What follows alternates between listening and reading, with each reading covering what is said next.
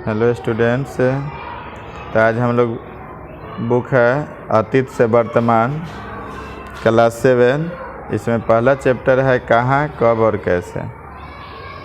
कहाँ, कब और कैसे के मतलब है कि हम लोग कोई चीज़ कहाँ से प्राप्त किए, कब किए, कैसे किए, इसका पूरा इतिहास है। यानी अतीत से वर्तमान बोलने का ही मतलब है कि बीता हुआ और वर्तमान में जो चल रहा है इसके बारे में हम लोग जानकारी लेंगे।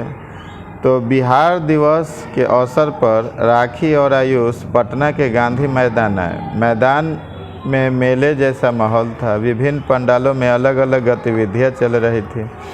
घूमते घूमते वे लोग पंडाल में पहुँचे जहां क्विज प्रतियोगिता हो रही थी। कुछ क्वेश्चन पूछा जा रहा था। अतीत यानी प्राचीन, भूतकाल से प्राचीन नाम क्या था, अभी क्या है। तो राखी तेज़ी से मंच की ओर बढ़ी और माइक अपने हाथ में लिया और ज़ोर से बोली। कह रहा है कि बिहार का पहला पुराना नाम क्या था। तो पहला यहाँ क्वेश्चन हो गया कि पहले बिहार का नाम क्या था। तो उन्होंने ज़ोर से उसने बोली क्या, पाटलिपुत्र। हमारे बिहार का पहले के नाम क्या था, प्राचीन नाम पाटलिपुत्र। तालिया की आवाज़ के साथ राखी को पुरस्कार मिला और राखी का छोटा भाई आयुष सोचने लगा कि कोई स्थान का नाम समय के साथ कहाँ और कब और कैसे परिवर्तित हो जाता है, यह वो सोचने लगा। अपने कक्षा में हर्षवर्धन के शासनकाल तक पढ़ा था। उसने सोचा कि हमने हर्षवर्धन के शासनकाल तक पढ़ा, अब हम इस कक्षा में हर्षवर्धन के शासनकाल के बाद के समय को समझने का प्रयास करेंगे। आप देखेंगे कि हर्ष के पहले के भारत के बाद भारत में कौन कौन से परिवर्तन है। कह रहा है कि समय के साथ हमारे समाज में अनेक परिवर्तन होते रहते हैं। ये परिवर्तन कभी शब्दों के अर्थ, कभी स्थान के नाम, कभी भौगोलिक सीमाओं के नाम, जीवन शैली के संदर्भ में होते रहता है। जैसे आप लोग अभी भारत में ही देखे होंगे कि पहले एक उत्तर प्रदेश में एक बहुत पुराना में प्रयागराज हुआ करता था, उसका नाम बदल गया था, है कि नहीं। इलाहाबाद के नाम से लोग जानने लगा था। फिर वहाँ क्या हो गया, शासन बदले, फिर अपना रीजन हुआ, फिर उसका नाम क्या हो गया, फिर उसका नाम प्रयागराज हो गया, है कि नहीं। अयोध्या का भी नाम पहले दूसरा बदल गया था, आज फिर अयोध्या ही है। तो इसी तरह से हम लोग तो समय के साथ व्यक्ति के खान पान, वेशभूषा, पहनावा, रीति रिवाज आदि में परिवर्तन होते रहते हैं। आप अपने ही देश में किसी दूसरे राज्य में जाएंगे तो वहाँ के खान पान, पहनावा आदि में अंतर देखेंगे। जब आपको भी उनके दिन कुछ रहने का मौका मिलेगा तो संभव है कि आपकी भी जीवन शैली बदल जाएगी, है कि नहीं। परिवर्तन आने लगेगा। क्या है कि जहाँ भी प्रवेश कैसे होता है कि संगत के साथ बदलता है। संगत जैसा रहेगा वैसा आदमी बदल जाता है। जुएरी के साथ रहिएगा तो जुआ खेलने लगेगा, पियक्कर के साथ दिन रात रहिएगा तो पिए लगेगा, है कि नहीं। टीचर के साथ, स्टूडेंट के साथ रहिएगा तो पढ़ाई के साथ रम जाइएगा। तो हर एक माहौल में आप कुछ ना कुछ दिन के बाद अनुकूलन हो जाता है। आगे की चर्चा में हम मोटे तौर पर 750 और 1750 यानी 18वीं शताब्दी के मध्य 18वीं शताब्दी के मध्य तक हम जानेंगे 1000 वर्ष में होने वाली क्या क्या परिवर्तन है, इसको समझेंगे। आज हम अपने देश के लिए हिंदुस्तान नाम का प्रयोग भारत और इंडिया के प्राचीन पर्यायवाची के रूप में करते हैं। क्या आप जानते हैं यह नाम कब हुआ? 13वीं शताब्दी में तुर्क सत्ता का स्थापना, तुर्कों की चर्चा विस्तृत रूप से इनके इकाई में हुआ। इसके बाद ये नाम क्या हो गया, प्रचलित हो गया। अब ये पूरा भारत का मानचित्र है। 1030 से भारत में कौन कौन हुआ। अब भारत के चौहद्दी दिया हुआ है। चौहद्दी माने समझते हैं कि भारत के चारों ओर क्या है, क्या भौगोलिक स्थिति है। तो हम लोग भी छोटा में पढ़े थे, या आप लोग भी पढ़िएगा कि भारत के हम लोग पढ़ते थे कि उत्तर यानी ये जो मानचित्र है इसके कुछ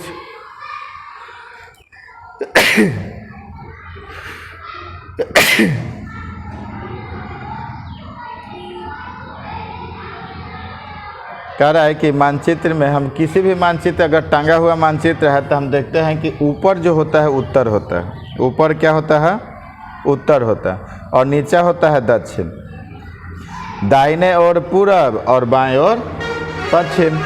तो भारत जो है ऊपर है हिमालय पर्वत, हिमालय पर्वतमाला, दक्षिण में हिंद महासागर, पूरब में बंगाल की खाड़ी, माल्यामारी लोग हो जाएगा, बांग्लादेश अभी हो जाएगा प्रेजेंट में, और पश्चिम में हम लोग के अरब सागर हो जाएगा और पाकिस्तान हो जाएगा। इस तरह से हमारे मानचित्र के चौहद्दी है। हर एक खेत, हर एक घर, हर एक राज्य, हर एक जगह का भी चौहद्दी होता है।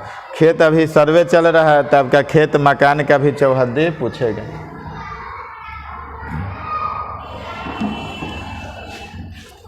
आगे के मानचित्र में औरंगजेब कह रहा है कि पूरा भारत देखिए कितना बड़ा था, सिंध से लेकर जहाँ तक आपको जा रहा है तालिबान, ये सब जितना जगह है वो सब हम लोग का भारत था। एक समय धीरे धीरे बढ़ते गया, कश्मीर से लेकर तिब्बत तक सब बढ़ते गया और हम लोग छोटा होते गए।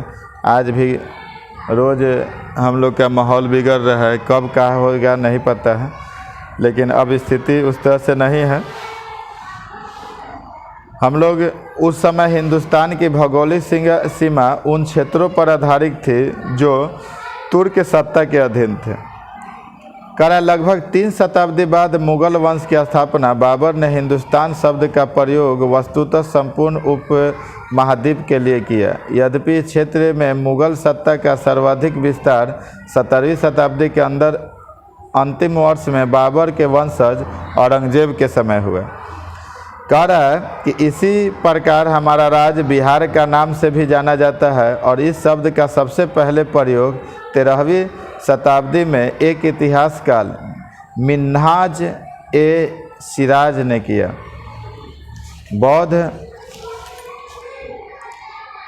बौद्ध बिहारों की इस भूमि को अर्ज ए बिहार के नाम दिया और मुगल काल की चर्चा इकाई 4 के रूप में विस्तृत करेंगे। आगे हम लोग अकबर ने इसे प्रांत के रूप में गठित किया। यानी आप कह सकते हैं कि बिहार को प्रांत के रूप में किसने गठित किया? तो अकबर के समय ये हुआ। मानचित्र 1 में 8 प्रमुख राज्यों की सूची बनाइए। कह रहा है एगो चित्र बनाइए मानचित्र, उसमें 8 गो राज्य दर्शाइए। कह रहा है कि दोनों मानचित्र का अवलोकन और एक मानचित्र 200 से 700 के बाद करिए, एक अभी के करीब करिए। दोनों में आप अंतर बताइए कि दोनों में क्या अंतर है। कह रहा है कि मध्य युग भारत का आर्थिक जीवन, कह रहा है कि हमारा भारत शुरू से ही, आज से नहीं, शुरू से ही कृषि प्रधान देश था, यानी कृषि पर आधारित देश। यहाँ जलवायु अच्छा होने के कारण, मिट्टी उपजाऊ होने के कारण हम लोग क्या करते थे, मिट्टी यानी सिंचाई पर ही हम लोग निर्भर रहते थे, खेती पर निर्भर रहते थे। और सिंचाई के लिए हम लोग क्या करते थे, तहर नहर पोखरा इस सब का प्रयोग करते थे। इसका गतिविधि हम लोग धीरे धीरे बढ़ते गया। हम लोग विज्ञान और प्रौद्योगिकी का विकास हुआ और हमारा खेती में और तरह का परिवर्तन होते चल गया। आप लोग सुने होंगे कि एक समय ऐसा है कि हम लोग का जो शासन प्रणाली था वो धीरे धीरे क्या था, बढ़ते चल गया आगे।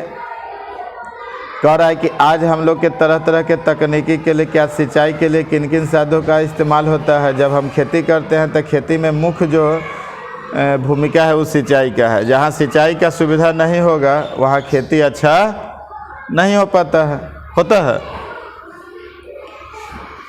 देखिए पहले हम लोग क्या करते थे, बैल से जलकुंभ के द्वारा खेती सिंचाई करते थे, फिर पोखरा तालाब से यहाँ हो गया, धुनिया करते थे, फिर उसके बाद हम लोग यहाँ रस्सी से धागा बिनते हैं, प्राचीन चरखा का इस्तेमाल वस्त्र बिनने में करते हैं। तो अलग अलग हम लोग व्यवस्था ये रुई के धुनाई के लिए है।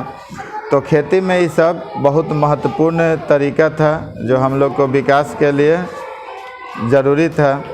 आगे जैसे जैसे हम लोग विकास करते गए, हम अपने खेती को उन्नत बनाते गए और मध्यकालीन में और विकास हुआ।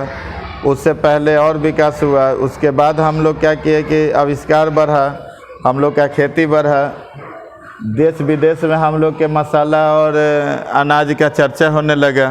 तो विदेशी लोग भी आकर यहाँ का जलवायु परिवर्तन ये सब मौसम का फ़ायदा उठाया। धीरे धीरे हम लोग को यहाँ से सामान ले जाकर अपने यहाँ मैन्युफैक्चर कर फिर हमारे यहाँ ही बेचने लगे। उसी तरह से बिजनेस करने के लिए ही हमारे देश में क्या हो गया था, अंग्रेज भी आए थे। अंग्रेज भी क्या करने आए थे, बिजनेस करने आए थे। ईस्ट इंडिया कंपनी का स्थापना किए 17वीं शताब्दी में। और वो जाकर धीरे धीरे हम लोग के पूरा प्रांत पर क्या किए, अधिपत्य कर लिया। अपने में राजा, पहले राजा का राज हुआ करता था छोटा छोटा प्रांत के रूप में, वो दोनों में आपस में लड़ाने लगे और बीच में अपना फ़ायदा उठाने लगे। इतिहास गवाह है कि हम लोग पढ़ने से समझ में आता है कि आज ही हम लोग कटे कटे बटे बटे नहीं हैं। पूर्वज पूरा काल से ही हम लोग सब दिन बटे बटे अपने अहंकार में एक दूसरे के सपोर्ट नहीं किए, अपने में टुकड़े टुकड़े में रहे, जिसका नौबत है कि आज हम लोग खंड खंड बटने की स्थिति में पहुंच चुके हैं। हर एक जाति के नाम पर, धर्म के नाम पर, संप्रदाय के नाम पर आपस में लड़ते रहते हैं। और ये जितना भी कुरीतियाँ हैं हमारे समाज में, इस हमारे समाज को डेवलपमेंट की ओर नहीं ले जाएगा, समाज का विभाजन की ओर अग्रसर करता है। तो अतीत से भी हम लोग को बहुत चीज़ सीखने की ज़रूरत पड़ती है। मध्यकाल के कौन कौन से खाद्य पदार्थ हम आज भी खाते हैं, उस दौर में आम लोग क्या पहनते होंगे, क्या कारण होगा कि भारत अतीत से संसार के लोगों के लिए आकर्षण का केंद्र रहा है। तो इसमें बहुत सारा है। जैसे इस देश में प्रवेश किया और भारत कह रहा है कि बहुत सारा अरब के देश, सीमा तटीय देश जो भारत के नज़दीक है, ज्ञान विज्ञान और वैचारिक स्तर पर सीमांत आदान प्रदान किया। कालांतर में तुर्क के लोग, अफ़गान, ईरान, मुग़ल, ये सब हमारे देश में पहुँचे और हमारे संस्कृति, हमारे बौद्धिक जीवन को ज़्यादा दूरगामी प्रभाव पड़े, इसको वो क्या किए, क्षति पहुँचाए। ठीक है। इसी तरह हम लोग अगला क्लास, अगला चैप्टर में देखेंगे कि गांव में गंगा जमुनी संस्कृति की झलक देखने को मिलती है। यानी हमारे देश में जो पूर्वाजे काल से गंगा जमुनी संस्कृति है, क्या है, यानी हिंदू मुस्लिम के जो एकता का प्रतीक, एकता का उदाहरण है हम लोग के देश में, वो किस प्रकार है, इसके बारे में विशेष नेक्स्ट पार्ट में हम लोग पढ़ेंगे। इसका अगला पार्ट में हम लोग ये देखेंगे। तब तक के लिए अच्छा से पढ़िए, सब्सक्राइब करिए और अच्छा लगे तो कमेंट भी करिए।